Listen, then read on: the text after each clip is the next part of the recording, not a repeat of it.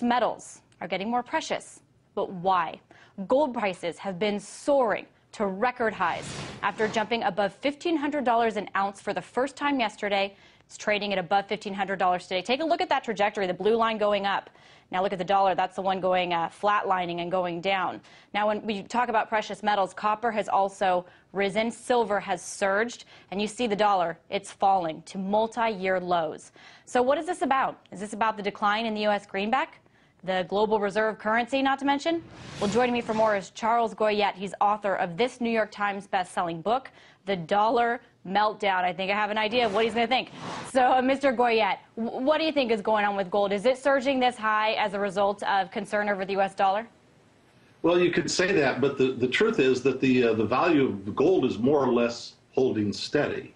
And it's the value of paper currencies that are not denominated in gold that is falling. So the purchasing power of gold over the long period will stay more or less the same, but the purchasing power of the dollar, as you know from filling up your gas tank, and as you know from going to the grocery store, the purchasing power of the U.S. dollar is falling, as are all the paper currencies of the world.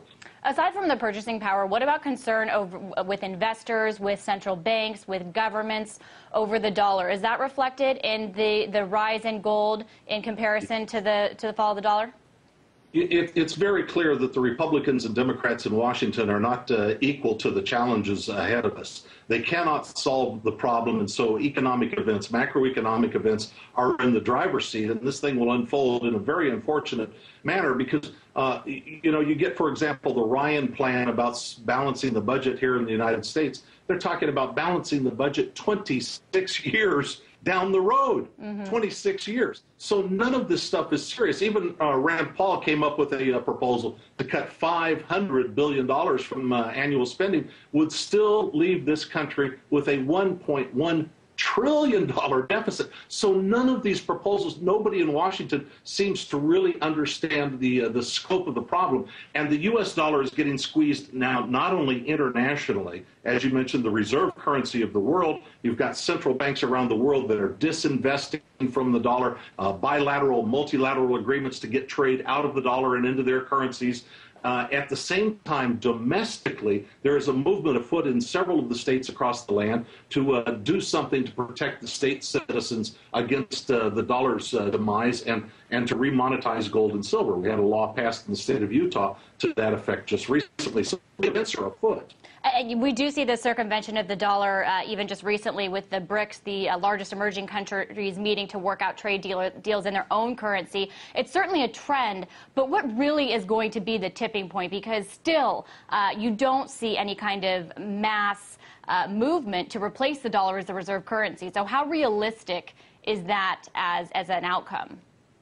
Yeah, it's actually happening before our very eyes. I mean, we saw things, I think it was a year or so ago, the Central Bank of India, which normally these central banks hold dollars as the reserve currency and issue their own currencies against their dollar holdings. The Central Bank of India, just as an example, just hoarded 200 metric tons of gold. I mean, I beg your pardon, of worth of dollars to replace it with gold. Let me give you a better example here in the United States. University of Texas has one of the largest academic endowments in the world, and they now own $1 billion worth of gold. Well, these gold-lined endowments never used to think about touching something like gold. But even what's more important, the university has decided not to leave its gold in the institutions, in the depository, in the commodity exchange, but to actually take physical delivery of it. And this is a trend that is going on around the country. Counterparty risk, government risk, more has people concerned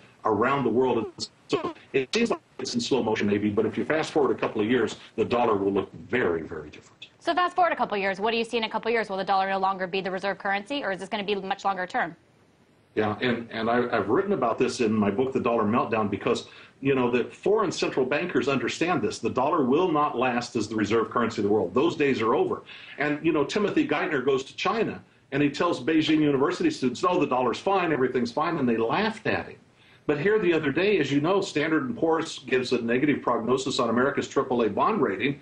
And nobody in the United States really seems to understand the impact of what's going on. So the central bankers of the world know what's going on. The American people are the ones that will be victimized by this, and those are the people for whom I've written this book so they can protect themselves from this government. Okay.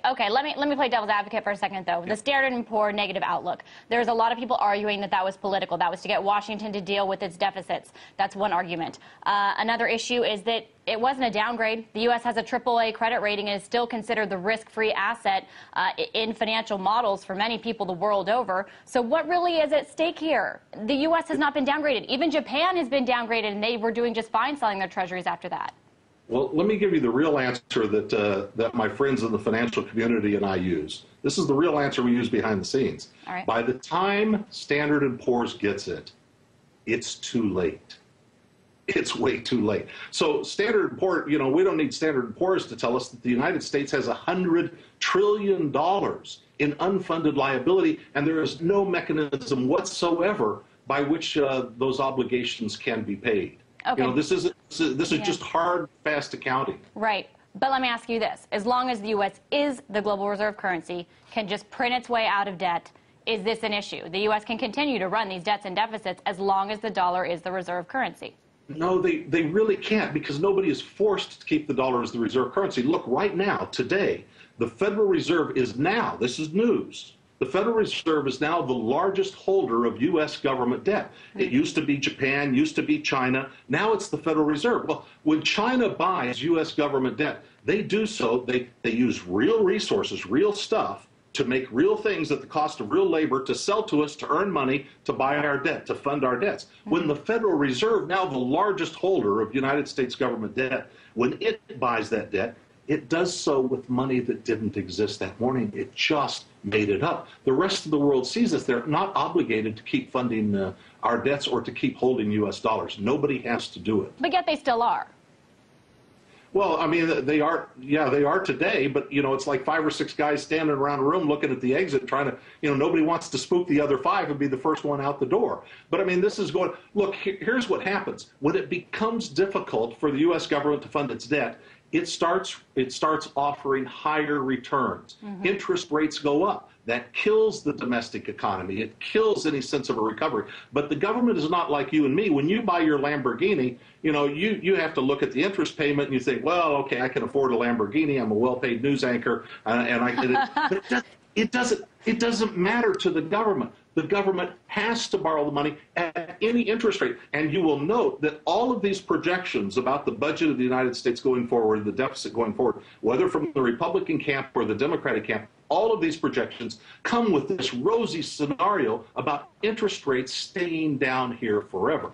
It's just not happening. Well, in simple, looking at the technical chart, interest rates are due for a correction if you just look at historical rates. But I want to ask you, how much do you blame the Federal Reserve for what's happened with the dollar? They have been having a massive debt buyback program, as you mentioned, with quantitative easing over the last 2 years. It was under the radar at first, but now it's pretty well widely known about and publicized. How much do you think that that's responsible for what's going on? The Federal Reserve has destroyed 96 or 97%. Now think about this.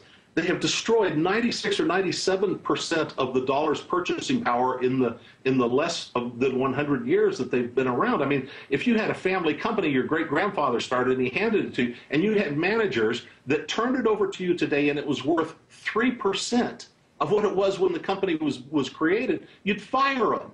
And we keep these same guys in charge. They have not solved the problem since the mortgage meltdown. They have passed the buck to the American people, and we will all see higher prices at the grocery store and at the gas station and so on to pay for the errors and the money printing of the Federal Reserve. We have a really, I hate to say it, we have kind of a grim period ahead of us.